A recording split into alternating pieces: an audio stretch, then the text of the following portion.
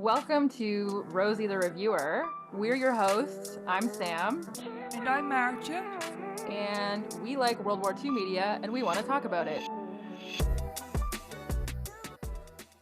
Welcome back to Rosie the Reviewer. This week we are talking about the movie Nuremberg, which just came out. If you're listening to this episode while it's fresh and new, it came out in 2025. It was directed and written by James Vanderbilt. It's based on the nonfiction book The Nazi and the Psychiatrist, Hermann Goering, Dr. Douglas M. Kelly, and a Fatal Meeting of the Minds at the End of World War II by Jack Kelly. It came out in 2013. The film tells the true story of Dr. Douglas Kelly, an American psychiatrist tasked with taking care of the Nazis' well-being and determining whether they were fit to stand trial at Nuremberg in 1945. And we did a little additional watching as well. There's a documentary on Netflix called Hitler and the Nazis: Evil on Trial, which tells the story of Hitler's rise to power and his demise. And it looks at it kind of through the lens of the Nuremberg trials. So you get to see a lot of little clips and stuff from the trials themselves, which is really interesting if you're into that. What did you think of the movie Nuremberg? I enjoyed it quite a bit for a movie about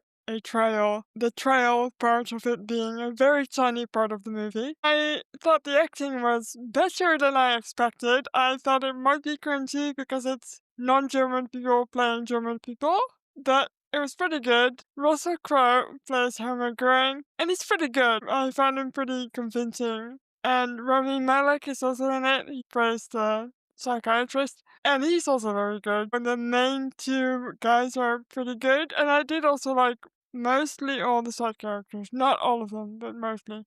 So yeah, I found it enjoyable. It was a little slow towards the end, and I kind of lost interest a little bit. The most interesting part for me was actually Russell Crowe's performance and his shift between who he is talking to the psychiatrist and talking on trial. I thought those two things and the physicality in that was really interestingly played. So, enjoyed it. I don't think I would watch it a million times, but I thought it was good. How about you? Yeah, I think even when the real life Kelly met Goering, he had heard so many stories about him. Some people were saying that he was a buffoon who was not very clever and was mostly focused on accumulating art and riches. And then there were other people who said he was almost Machiavellian and very calculating and cold and whatever. And so even when Kelly met him, I think there was this sort of, trying to really gauge who the real Goering was. And I did feel like we got a little bit of that in this movie. I'd say overall positive viewing experience. I found it a little uneven. There's the first half of the movie and then there's the trial. And I feel like in some places they couldn't really tell if they wanted this movie to be about Kelly or if they wanted this movie to be about the Nuremberg trials broadly. It can feel a little Oscar baity in places, a little bit formulaic Hollywood history movie. There was a few tonally jarring parts that they played for laughs. Like there was a scene where Rudolph Hess crashes in a field and he gets beaten by a bunch of farmers with shovels. And that I found a little bizarre. But like you said, the acting was really good. I thought Russell Crowe was great, honestly. I know some people are probably going to see it and say that he chewed the scenery a little bit, but honestly, I enjoyed it. And of course, it's super topical, as we'll get into, given current political events. Yes, for sure. I do want to mention, and this is kind of the downside, I suppose, of having so much hindsight about who these people were as the Nazis, I mean. But one thing I found a little bit strange is how easily the psychiatrist Kelly believed Hermann Goering to be a certain way. I I feel like that might also have something to do with the pacing of the movie. I was hoping to see a little bit more hesitation maybe in that performance, but maybe that's just me knowing that Hermann Goering was a Nazi. And like 80 years later, right? We know a lot of stuff about it. Yeah, I think the real life Dr. Kelly was sort of an interesting person. I mean, he later on in his life, he battled with mental illness and alcohol addiction himself. He could be volatile, he could be really bombastic. He went to Nuremberg in the first place. Ostensibly, his job was to look after the mental well being of the Nazis, but he immediately saw the opportunity for a book deal. he was like, "I'm gonna find out as much as I can about these guys, and I'm gonna, publish a book and make some money off it." And he was a guy who had this need to be well known and be well respected and be famous. I almost feel like Rami Malek's performance is a little bit muted. Like, he's a great Yeah. actor, but I don't know that we get the sense of Dr. Kelly, the real character, so much Mm. through how he is in the movie. Hmm. I don't know, but I did like it. So, as far as first impressions go, I'm pretty happy with that this movie came out because it also made me watch a great deal of footage from the Nuremberg Trials, which is interesting and strange to watch, I think. Yeah, definitely. They play a real clip in this movie. They had hired these film producers to go out and make films of the concentration camps, and they showed some of the real clips that they had showed at Nuremberg in this movie. And this was effectively the first time that the world was getting to see really in depth what had happened at the concentration camps and was getting presented with the shocking imagery that a lot of us are familiar with today. These piles of emaciated corpses and all that kind of stuff. I think I had read somewhere that when they showed the clip on the day they were filming, no one had seen it in advance. So a lot of the reactions that you're getting from the actors, like this is their first time also seeing this clip. It's certainly something. The Nuremberg trials, part of it really was about documenting Nazi war crimes and preserving all this information for posterity. And yeah, it's definitely getting to delve into that was, all a lot of this stuff is familiar to us today, but just imagining what it would have been like in 1945, I'm finding out a lot about this stuff for the first time. It's just crazy. Bear in mind, it's very shocking. You can watch it in the documentary on Netflix, it's also in there. Let's get into the plot.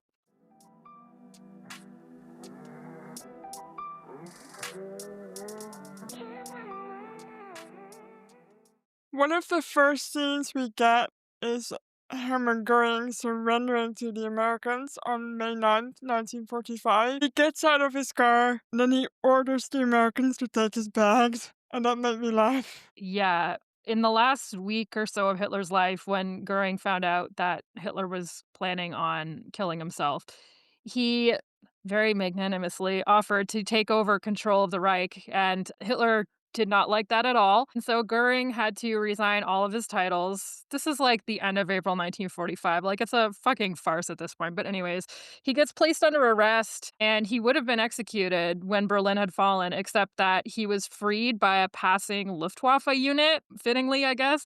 And then he made his way to surrender, and you can bet that he was very keen to surrender to the Americans and not the Russians. Yeah, imagine if that had happened.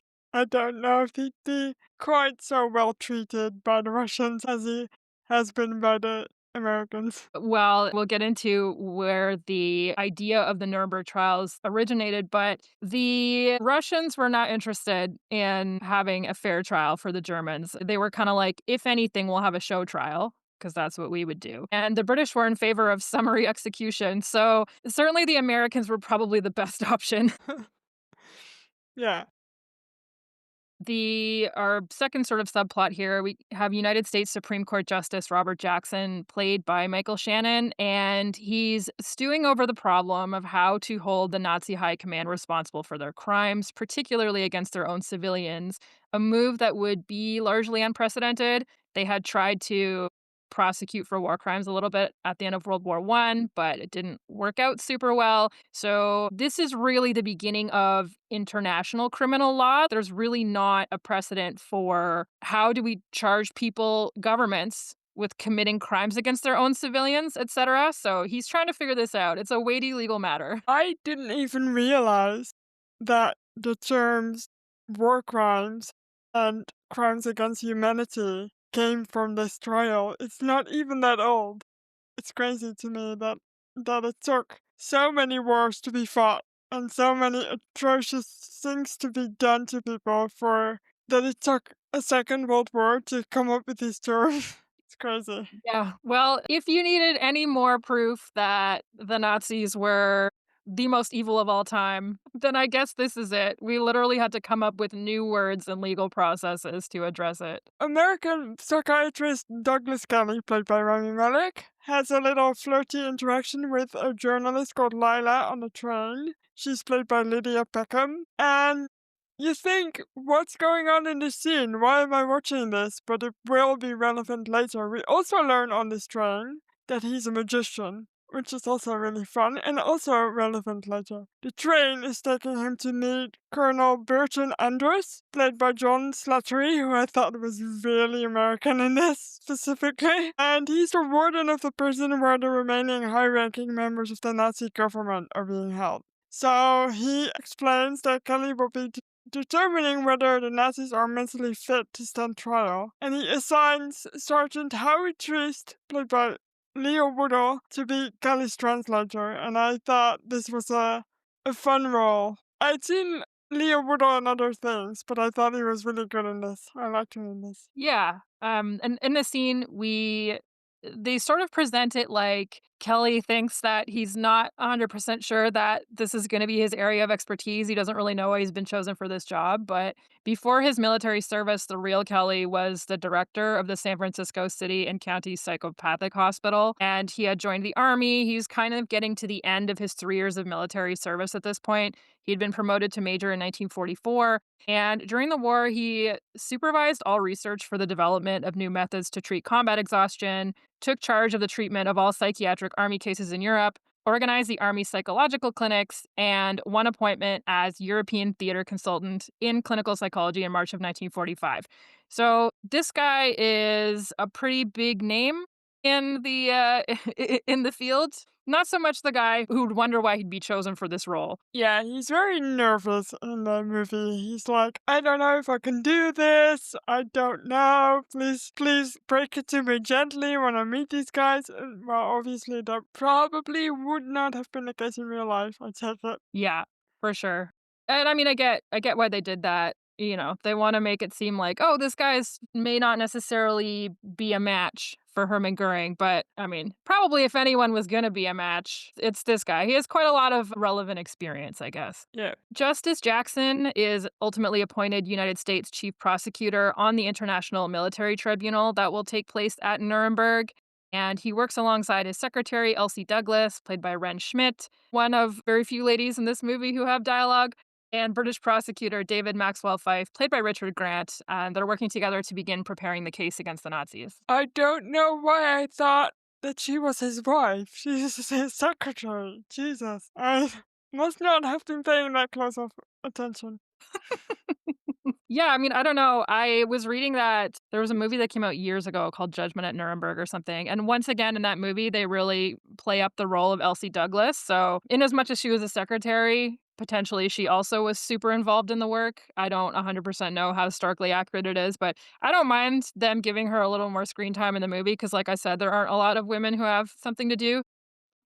Let's talk about where the Nuremberg Trials came from. Yes, please. The seed of the Nuremberg Trials was planted in 1942, and this was when representatives of all these governments in exile of German occupied territories, so, you know, your Czechoslovakia, your Poland, they're demanding an international court to try German crimes committed in occupied countries. The following year, the US, the UK, and the Soviet Union issue the Moscow Declaration, warning Nazi leadership of their intention to see justice done whenever the war ends. And what this looked like depended on the country, as we briefly touched on already. Americans were interested in having a full actual trial, and this was not necessarily the most popular view at the time. So representatives and jurists from across the Allied nations debated and developed ideas on how the trials would look over the next couple of years, including fleshing out legal concepts like conspiracy to wage aggressive war, war crimes, crimes against peace, and crimes against humanity, because these really were not, there hadn't been international courts who could try people for these crimes before. The US announced the formation of a formal military tribunal on May 2nd, 1945. And that summer, France, the UK, US, and the Soviet Union held the London Conference to hammer out the final details, essentially. There was a bit that I thought was interesting to read about when they were defining crimes against peace, crimes against humanity. The US and Russia in particular really wanted to define that crimes against humanity could only happen during a war of aggression because they didn't want international courts to be able to hold governments accountable for what they do to their own people outside of a war. In the Soviet Union for obvious reasons, and then in the US because they had the Jim Crow racial segregation laws, and they were worried that if you could charge a government with crimes against their own people outside of a war of aggression, that Jim Crow might qualify as a crime against humanity. I wonder why that is. Uh-huh. The trials of the 22 leading Nazis began on November 20th, 1945 at Nuremberg, which had been chosen partly for its symbolism as a heartland of Nazi belief. Obviously, the Nuremberg laws were some of the initial heaviest laws that came out against Jewish people. So all the defendants initially pleaded not guilty, because I mean, of course. The trials themselves lasted almost a year, with the main core of defendants hanged in October of 1946 because, yeah, spoiler alert, a lot of them were found guilty and sentenced to death. The goal of the trials, like we kind of already talked about, was not just to hold leading Nazis accountable for their crimes. It was also really important to document and publicize what the Nazis had done because they were worried that people would say, because people were already starting to say, that the Holocaust was Allied propaganda and that it had been exaggerated or that there had been things that were made up or that kind of thing. So they wanted to make sure that they had all of this documentation. And I mean, they did have it, right? They had tons of witnesses who saw and heard things. The Germans themselves documented all of this stuff. And so they really wanted to make sure that it was read into the record and that we had all of this stuff and that it was well known. And not only did they put individual Nazis on trial, but they also put leading Nazi organizations on trial. So this includes like the SS, the SA, the SD, the Gestapo. And the idea was if you could find that these organizations were inherently criminal, then it's like today, if you were to arrest someone and say that they were a member of X gang, then you'd be able to say, well, they were part of a criminal organization and we can charge them with that. And we don't necessarily need to have like a long drawn out trial where we get into like individual specifics. Yeah, I believe 12 were sentenced to death. One died by suicide before the trial. That was Lay. Obviously, Goering died by suicide before he could be hanged. And then the rest of them went to Spandau Prison, the governor of which was Ron Spears of Band of Brothers fame. That was his job for many years after the war. Yeah, and actually, Albert Speer, there was a couple of them who served out their full sentences. And then for the last, like, maybe 15 years that Spandau was open, the only one still in there was Rudolf Hess. He died at age like 93 in the late 80s. He had been diagnosed with schizophrenia, I believe. He had some mental health stuff. The Allies were willing to grant him some clemency towards the end of his life and free him, but the Soviets said, not a fucking chance. So he died in prison. Ouch. Yep. Oh, And then man. they demolished Spandau so that it couldn't become like a mecca for neo-Nazis. Right. That seems like a smart move. I think it was Spear that I was talking about because he was granted life in prison because, or 25 years at the time, I guess, because he had tried to end the war or something. He tried to convince Hitler that the war was over before it was over. I thought that was an interesting thing. I mean, Yeah. I'm sure that's also something to do with wanting to save his own skin, for sure, but, as many of them tried to do toward the end. But yeah, definitely. There's definitely a lot of them separately trying to wheel and deal with the Allies towards the end. Yeah. So in the movie, we get to see Kelly as he establishes a relationship with Goring, and it kind of happens immediately in the first meeting, and he's very friendly with him. And he also immediately susses out that Goring knows how to speak English, and the good relationship that he gets from the beginning with him proves to be very useful when Goering nearly dies of a heart attack in the next and he just happens to be arriving at the building. I thought that was strange. But he saves him. Like, he gives him some aspirin, which I thought was funny. I did like the fact that they showed him also taking aspirin to show Goring that it wasn't poison. I thought that was interesting. And after that, they speak often, with Kelly perhaps getting a little bit closer to Goring than he intends to do. They become sort of friendly. Yeah, I think Goering initially thought that he kept asking for meetings with Eisenhower. Like, he thought he was going to be treated like a representative of a country and not like a war criminal. His initial, like, few weeks of being incarcerated are just, I don't know, man, just so funny to me. Like, so he had a drug problem. And it had resulted from in the beer hall push of 1923, he had been shot in the thigh and he had developed a dependency on painkillers. His first wife put him in rehab twice. And then he kicked the addiction. But then in like 1937 or 38, he had some kind of like dental problem. So he relapsed into his addiction again. And at one point, he was taking like 160 pills a day. I think at the time of his arrest, they said he was taking about 100 pills a day. And so when Kelly got there, they were already trying to wean Goering off of all of these drugs that he was on because it had caused him all these health problems. Like he had heart palpitations, he had gained a lot of weight, and then they had to slow down his withdrawal because he got bronchitis. So they're like, "All right, we're going to slow down this withdrawal for now." And then Kelly gets there and the thing where he appeals to Goering's ego and he's like, I believe that you can stop using drugs. I believe that you can lose weight because you're the Reichsmarshal. I mean, you can do anything. That is actually true. So Kelly did help Goering in many ways to kick the drug addiction, to lose weight, to become healthier so that he would be prepared to stand trial. Wow. So wild. I can't even imagine having to do that job. Yeah, Wow. for sure. I mean, as just thinking about speaking face to face with Hermann Goering, I mean, sure, he's probably interested from a professional capacity, but you'd also probably have a pretty deep sense of revulsion, knowing what this guy has Right. done and you really wouldn't want to show it. Although they do obviously kind of play it to say that Kelly doesn't know exactly what Goring has done, and Goring obviously tries to tell him that that he had nothing to do with anything that was nasty. And at least in the movie, they make it seem like he believes him. I pulled this conversation that they had from the book where the writer Eli says, on one occasion, Kelly asked Goering whether he subscribed to the Nazi Party's position on the racial inferiority of non Aryans. Nobody believes that rot, Goering stated. When Kelly pointed out that it had brought about the deaths of nearly 6 million human beings, Goering added, well, it was good political propaganda. From that exchange, Kelly concluded that the prisoner showed a, quote, complete lack of moral value. Yeah. Well, yeah, I feel like in the movie, they make it seem like Kelly actually believes him. But obviously, he didn't believe him. Yeah, well, maybe just some really good acting from Rami Malek. Probably. Kelly also meets and assesses the other prisoners. This includes Naval Commander Karl Donitz, played by Peter Jordan. He was the one who became the head of the German state after Hitler's suicide in those last few days there. Julius Streicher, played by Dieter Riesel, he's the editor of Der Stürmer. He was, a huge propagator of the Nazi propaganda, the anti Semitic propaganda, and also Robert Ley, played by Tom Kuhn, and he's the head of the German Labor Front. So these are sort of Goering's sidekicks in the movie. Obviously, Kelly dealt with all of the other Nazis in the prison, but these are kind of the three that we see the most. And a little later, we get Rudolf Hess, played by Andreas Pietschmann, who claims not to remember anything. And this is true to life. The real Rudolf Hess would pretend he had amnesia or not pretend, depending on what school you subscribe to. And Goering helps Kelly make some headway with Hess because he knows him pretty well. It makes you wonder if the schizophrenia that he was diagnosed with later had anything to do with that, doesn't it?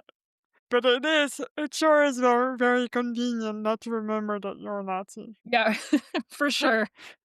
Definitely. So, as Kenny kind of grows a little bit closer to Hermann Goering, he also becomes a bit of a go-between between him and his wife, Emmy, who's played by a Dutch actress called Lotte Verbeek.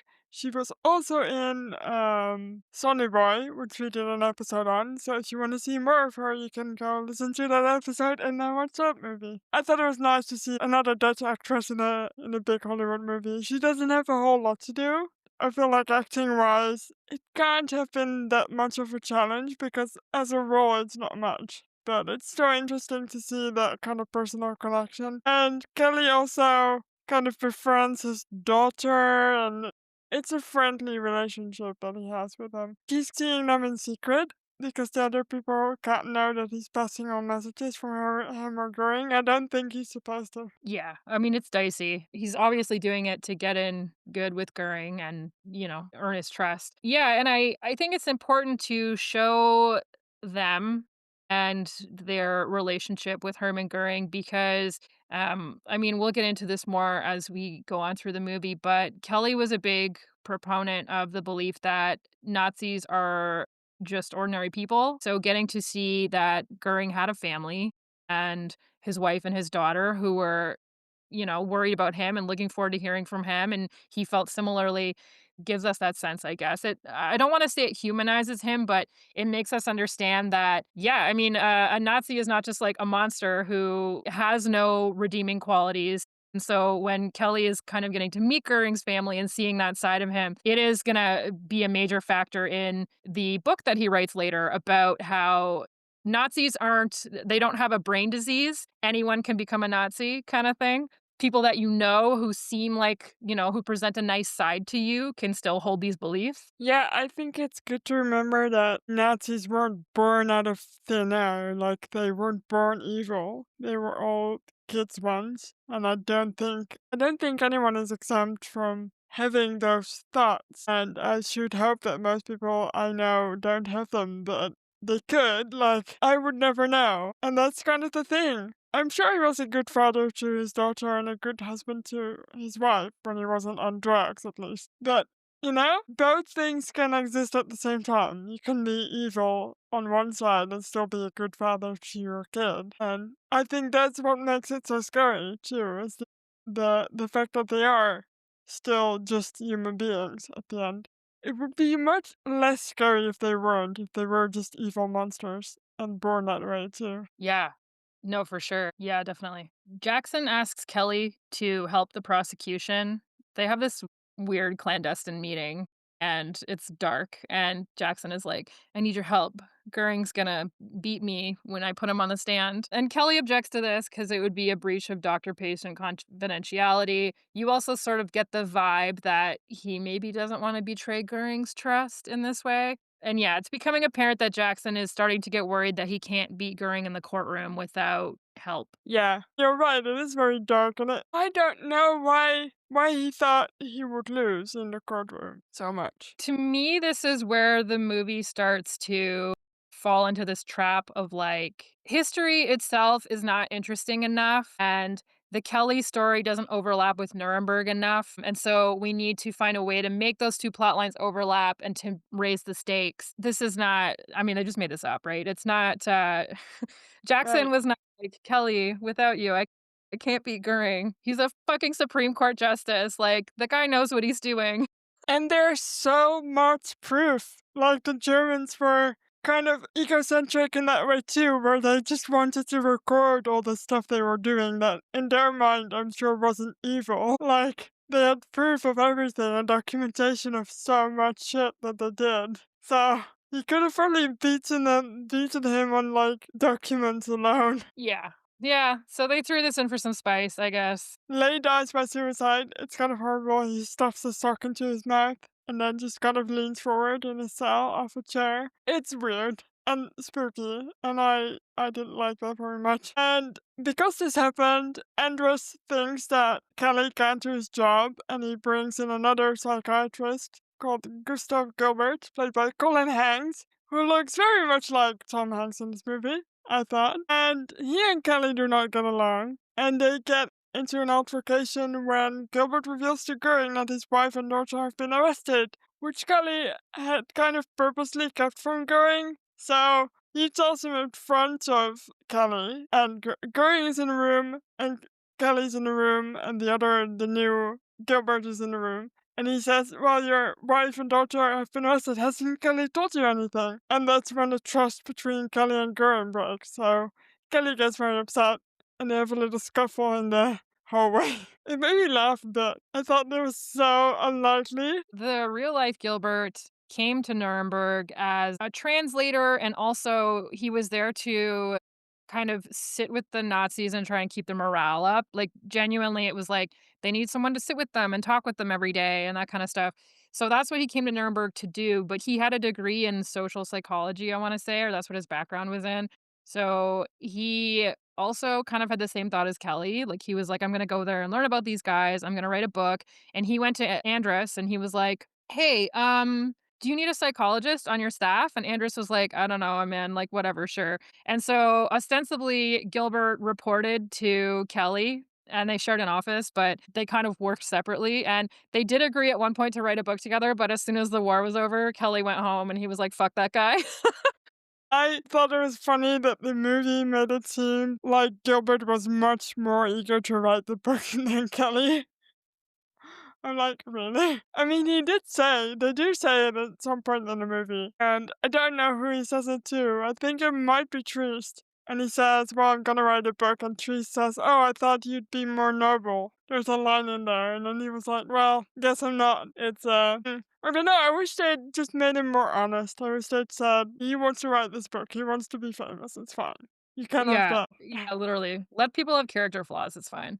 Yeah, also, prior to this, I believe Andrus had a guard checking each of the cells once every, I don't know, like, couple minutes or something. It was, like, very small intervals, and after Leigh's suicide, he had a guard posted outside of every cell 24/7 all the time because Right. they were really worried that more Nazis were going to try and, quote, unquote, "escape justice" in that way. Speaking of escaping justice, that's what Henry Goring promises Scully that he's gonna do. He's gonna escape the news. He says it early on in the movie. He's like, just you watch, I'm gonna escape the news. And Yeah. spoilers, he does escape the news. Yeah. Goering reveals to Kelly that he intends to read a statement at the tribunal.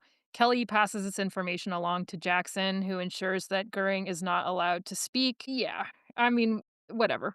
All of this stuff is a little bit of embellishment, but it's fine. And then they watch the clip of the concentration camps that we talked about earlier. And in real life, Goering is supposed to have remarked, it was all going so well. And then they showed that awful film. Imagine being so self-absorbed that the only thing you're really worried about is the fact that it makes you look bad. Literally. Huh. He's just like, he's like, "I was here to have my trial. It's supposed to be about me, and then they showed this movie, and I don't like it." It's like, "Okay, bro." Gary is there obviously to see the clip in the courtroom and he freaks the fuck out. Like seriously, gets very upset. And he goes to Goring to confront him about it. I feel like they played it so that Kelly really thinks that Goring didn't know about all those things and he definitely didn't like approve any of those things. And obviously that's not true. So when he confronts Goring, Goring refuses to accept any responsibility and at that point, he seems to be aware and he's very upset that Kelly is working with the prosecution. And I think he was already upset because he hadn't told him that his wife and daughter had been arrested. So they are no longer friends. Yeah, and I mean, I understand why they embellished that part a little bit, Kelly's willingness to believe in Goering because, I mean, there was some of that in real life too, for sure, but I don't think that he was surprised to find out that Goering was involved in the Holocaust. I mean, I don't think that came as a great shock because Kelly already thought that Goering was, morally deficient, I guess. Yeah, and I think it makes for a better movie if Kelly kind of believes in the not his innocence because obviously he knows he's not innocent.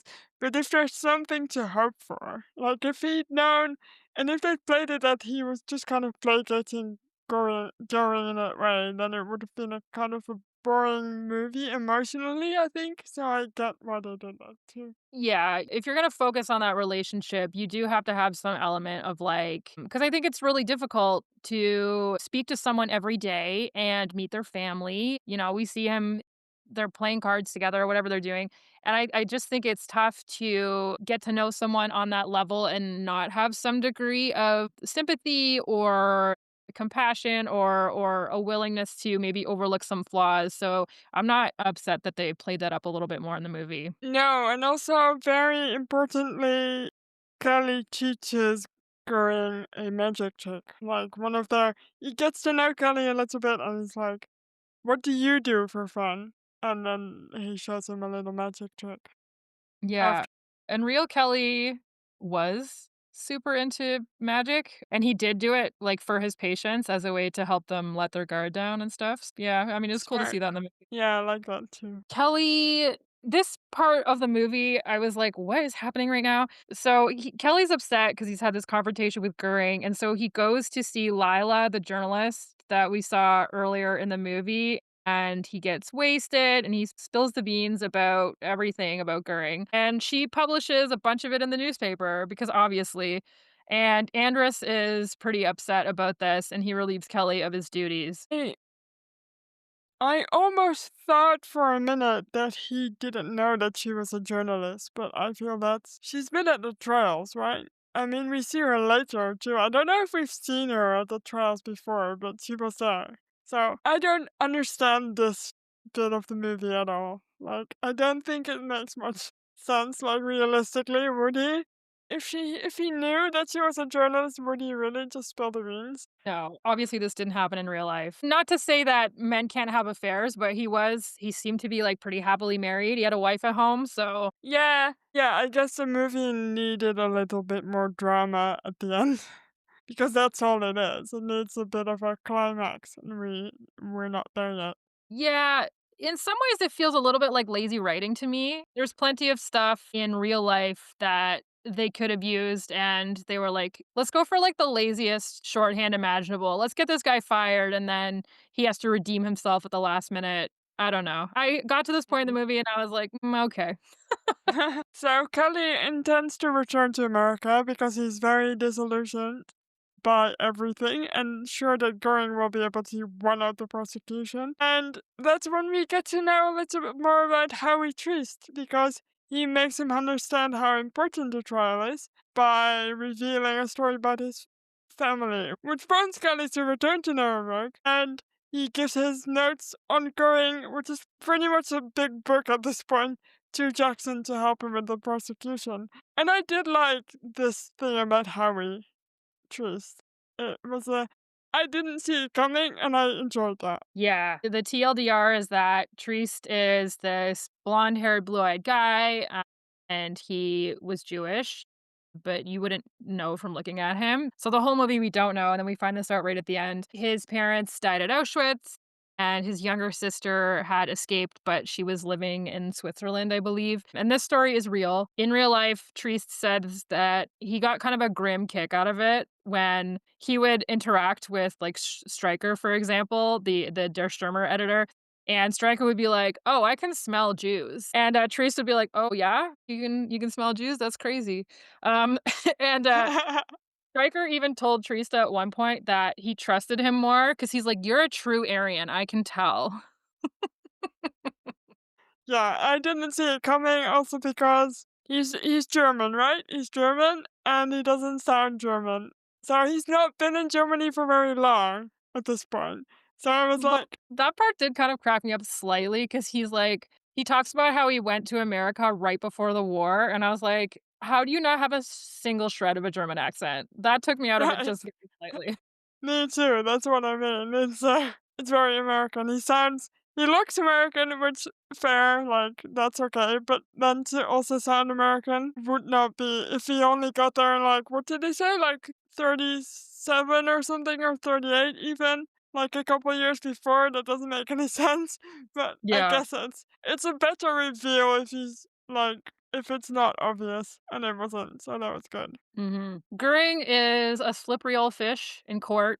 The initial court proceedings go pretty well for him. He's pretty charming, and he's surprisingly convincing, and he's able to wriggle his way out of stuff pretty well. Jackson struggles to pin him down. Eventually, he's assisted by Maxwell Fyfe, that was the British prosecutor we mentioned at the beginning, who forces Goering to admit his undying loyalty to Hitler. And they treat it like this big, like, "Oh, we got him now." And I'm like, well, I don't think it was quite like that.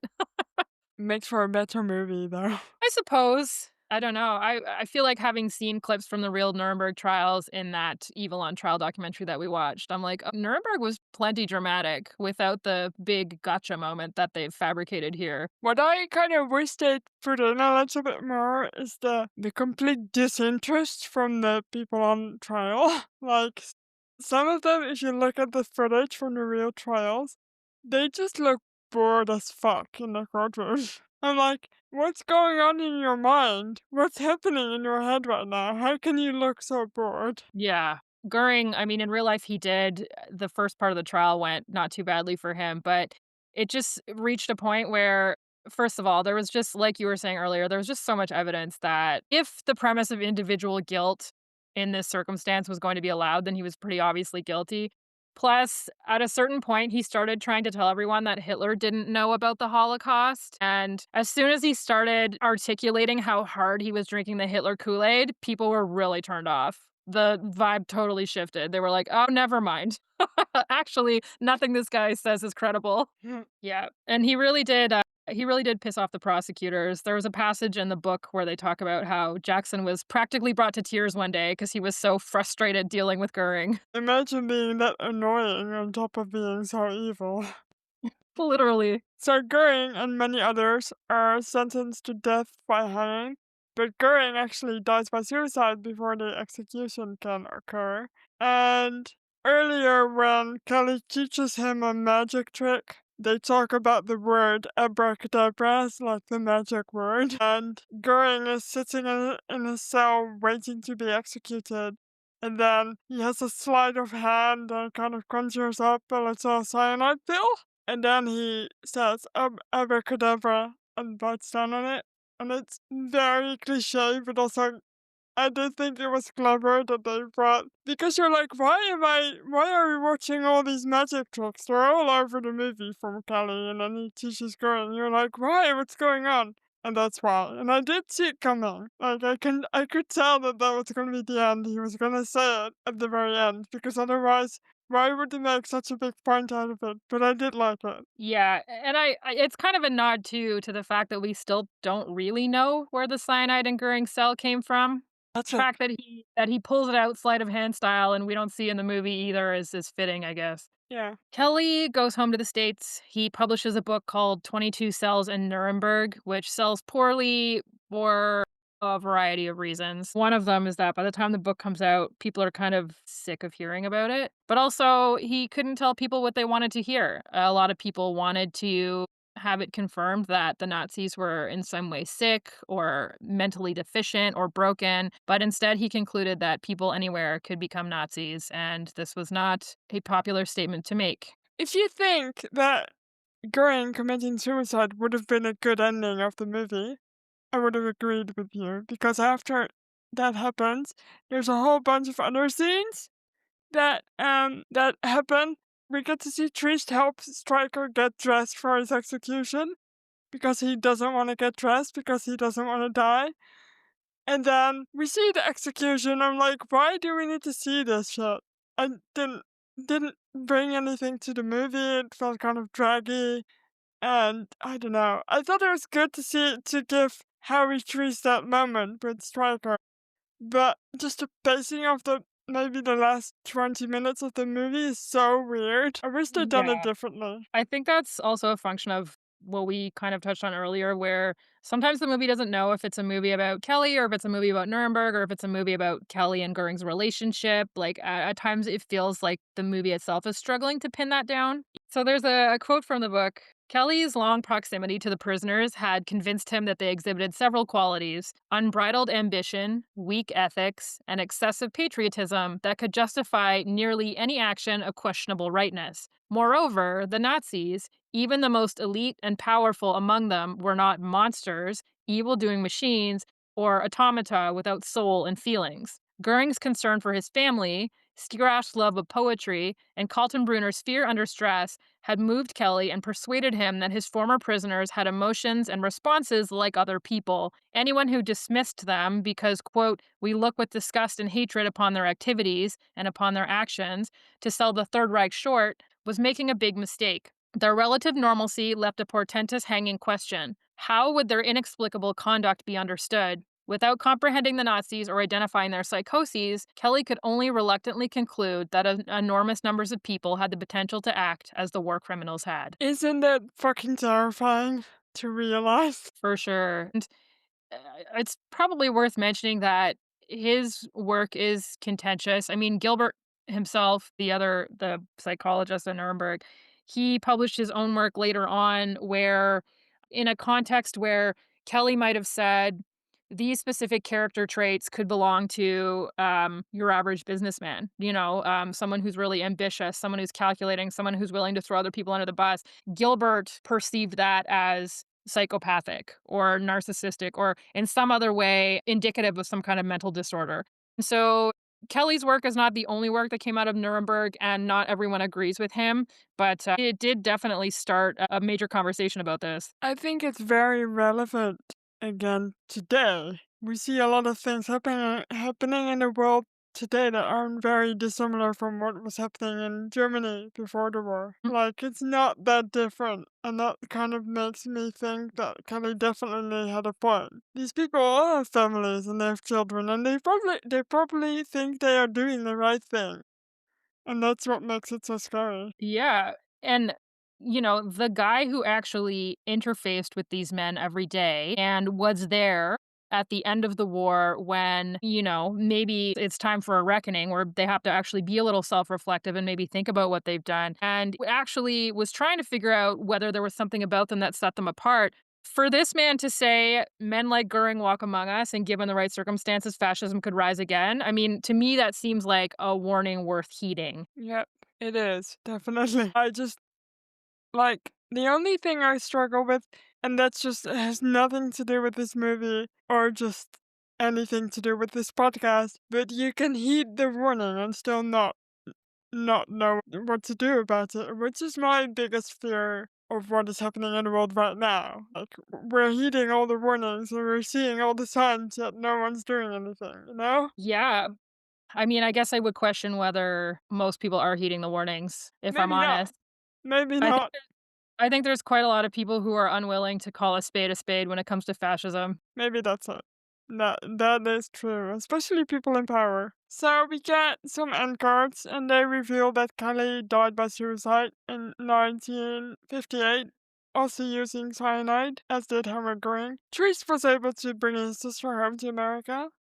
The work that was done at Nuremberg Trials laid the foundation for future prosecutions of war crimes, marking quote unquote the true beginning of international criminal law. I did like the end cards. I'm glad we got them. I guess here's this unevenness again, because I thought it was pretty jarring to skip ahead to Kelly's death like that. The war ends and they're like, "Oh, yeah," and then 13 years later, he dies by suicide. He got up to a lot of stuff after the war. He worked on research to further develop his theories. He consulted for various police forces, for, like, prisons and army authorities, that kinda stuff, about mental health. He worked on a successful TV show. He cooked every meal for his 3 children, so he was also present at home, and he had just so many irons in the fire. He was always up to something, and I mean, I don't know if the overwork and keeping himself busy was a symptom or a cause of mental illness, but, either way, he's a busy guy. He was a professor of psychiatry and criminology at UC Berkeley at the time of his death. Yeah, the one thing I don't think is fair, because you say it's true, that it is very sudden and very jarring, and kind of the movie makes it seem almost like Hermann Goering is the reason he committed suicide. And it doesn't say that, and it doesn't really put much work into that, but you do kind of get the feeling like Herman Goering talks about him not being a significant, not a great man, and he talks at him rather, and he likes kind of talks him down into the ground, and then obviously we see it happen in the movie, like he begins drinking and becomes unhappy and all that. But I don't like the implication that it was Herman Goering that made him commit suicide. Though it is kind of interesting, obviously, that it is cyanide. Yeah. Kelly was definitely a guy who feared a descent into obscurity. His book didn't do well, and he didn't love that. And he couldn't face an ignominious end outside of his control. So, in some ways, not unlike the man who made him famous. But the guy who wrote the book that I read, El Hai, he wrote that cyanide was not a literal souvenir of Nuremberg, but that Goering's example demonstrated that a man who fears he will need a poison pill will keep one handy. So I think that there was, his son and his wife were interviewed for the book, and as well as other people who knew him. And he was just a guy who had his demons. Like we said earlier, he did struggle with alcohol, he struggled with depression. His marriage could be tumultuous at times. So yeah, I don't think that we can draw a straight line between Herman Goering and Dr. Kelly dying by suicide. No, what I can, however, believe is if no one believes you when you say, look, these people walk among us, please heed my warning. If you get told that that doesn't matter, the stuff that you wrote isn't influential, I can see that being a major factor in making you very depressed. Like, even for your future, because he could probably see the signs all around him, because I feel like even though after the war there might have been a time where there was less of it. I don't think fascism and injustice in that way has ever really gone away. Yeah, for sure. I think we should note that after Dr. Kelly died by suicide using cyanide, there was some suggestion in the media that he had either given Goering the cyanide or that the cyanide with which he killed himself came from Goering. Certainly, a lot of people made that leap. His family emphatically denies it. The guy who wrote the book that I read didn't seem to believe that that was true. And there's certainly no evidence that he was the source of the cyanide or vice versa. So I'm just bringing it up because I'm sure that people had that thought after they saw the movie, but we don't really seem to have any evidence that that's what happened.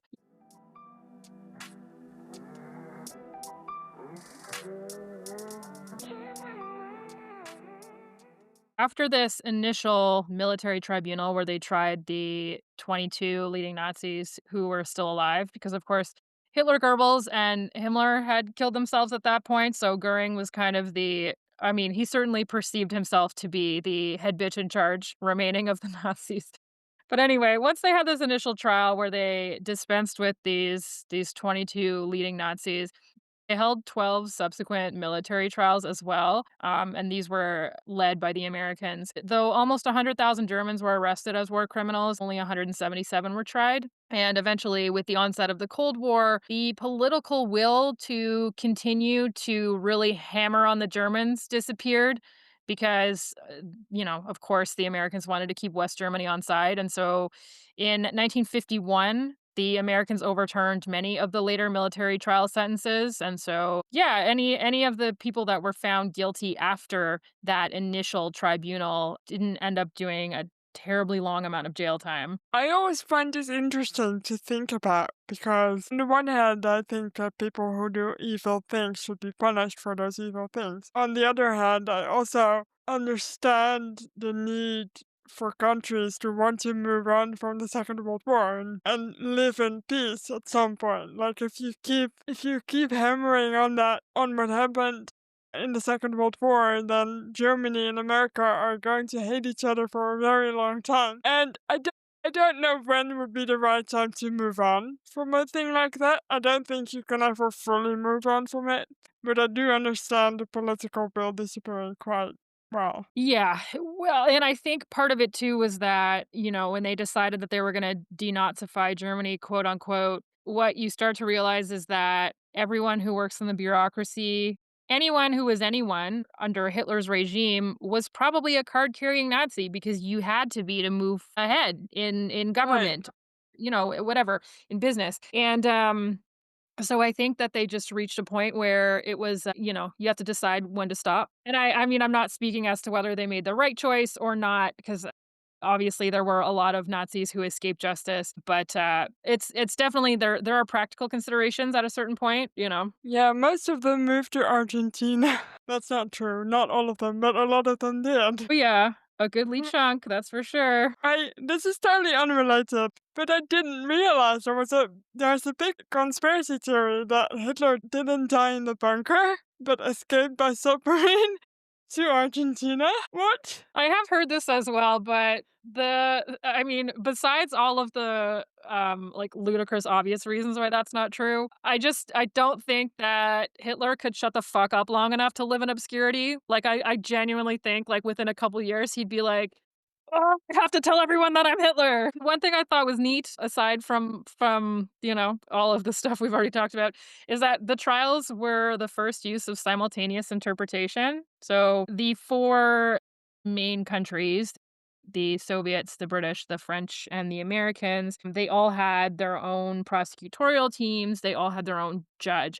And so, of course, and a lot of the war criminals that you're trying are people who only speak German, for example. And so they had to figure out how they were going to have this trial in a fair way where everyone could understand what was happening. So I thought that was really cool. So, what does simultaneous interpretation mean? If you're speaking Dutch, I'm translating it in real time for people who don't speak Dutch. That's cool. Pretty neat. And yeah, just to kind of close things off, there's a scene towards the end of the movie where Kelly is on a radio broadcast and he gets pretty worked up about his book and his ideas, and a lot of what he's saying is lifted directly from an actual lecture that Kelly gave in real life. So he said, I would say that I am quite certain that there are people, even in America, who would willingly climb over the corpses of half of the American public if they could gain control over the other half. He recognized, quote, the same anti minority feeling shot through the American population as had existed in Germany. And he said, quote, there is little in America today which could prevent the establishment of a Nazi like state. That is a very, very depressing statement in today's age. Yeah, for sure. And he would have said it in the 50s. So I don't know. I leave it to you all. Have things got better or worse since then in that respect? Wow, how depressing. Before we do our rating, by the way, everyone, you should follow us wherever you get your podcast. You should rate us 5 stars and you should send this episode to a friend. Every time you send this episode to a friend, a Nazi is found guilty of war crimes. So really, you gotta send an episode to a friend. You have to now, you've got no choice. And also, rate us 5 stars and leave us a review, because I just realized we get reviews on Apple Podcast, and it's really exciting when we do, so please do leave us some. Thanks.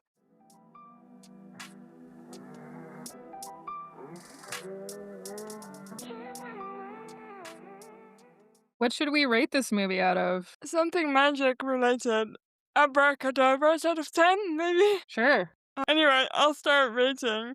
I'm gonna rate this, I don't know, 7 abracadabras out of 10, I think. I enjoyed it. I thought, like you, I had some issues with pacing and also the way it couldn't decide on a single direction. So it was good. I enjoyed the performances specifically. I thought Leo Woodle was good, Rami Malek was good. Also, Crowe was very good, and those kind of do make the movie really good, so I liked it, but I'm not gonna call it a masterpiece. I think they could have been a little bit more concise with their messaging and their choice of storylines. But yeah, it gets 7 abracadabras out of 10. How about you? Yeah. 80 years on from when Kelly grappled with all of those questions, we're still grappling with them now, or we're grappling with them anew, I suppose. Whence cometh evil? What makes a Nazi behave like a Nazi? The sobering reality that, honestly, it could be anyone, given the right set of circumstances. In the years after Kelly came out with his book, we saw the Milgram experiment. We started to have people really start to pick apart this question, and I'm glad that we're talking about it again. I saw that this movie premiered at the Toronto International Film Festival and it got like a 4-minute standing ovation or something. So I think people are really hungry for this kind of messaging and this kind of reminder in the world that we live in now. And yeah, I thought Russell Crowe's performance was definitely worth watching. I was a little worried going into it, but I thought he did a great job. Broadly speaking, I think the acting is decent. And yeah, I think I will give it a some 7 abracadabras out of 10. Overall, a positive viewing experience.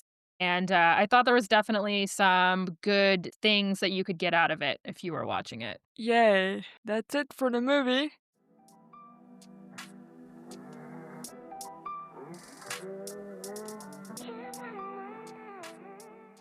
Are you reading anything? Yes, I am. I'm reading All Quiet on the Western Front by Eric Maria Remarque. I'm almost done it. And it's a famous World War I novel, and I somehow never got around to it. So I'm reading it now. We cannot do the movie for the podcast. It's a wrong war. It is the wrong war, but I'm going to watch the movie anyway. I'll keep you posted with how much I like it. I've already seen it, but I did like it. So maybe we'll do a little bonus episode of World War One foray. Just sneakily into World War One. Yeah. What about you? I am still reading The Longest Day by Cornelius Ryan. I got into it really quickly and I did quite well, and then I kind of lost track. And now I haven't read in a couple days, but I am going to finish it. I'm a third of the way in. It's interesting. D-Day has not yet commenced. Shall I close this out? Is there anything Yeah. else? No, except that I just want everyone to know that I'm giving my cat belly rubs right now, and he is purring up a storm. Oscar is our official mascot. Anyway, thanks everybody for listening to another week of Rosie the Reviewer. You can find us wherever you get your podcast and rate us 5 stars and send this episode to a friend if you want to convict some Nazis. And you can follow us on Instagram at Rosie the Reviewer Podcast, or you can visit our website, rosieTheReviewer.com. and we'll see you next week. Bye.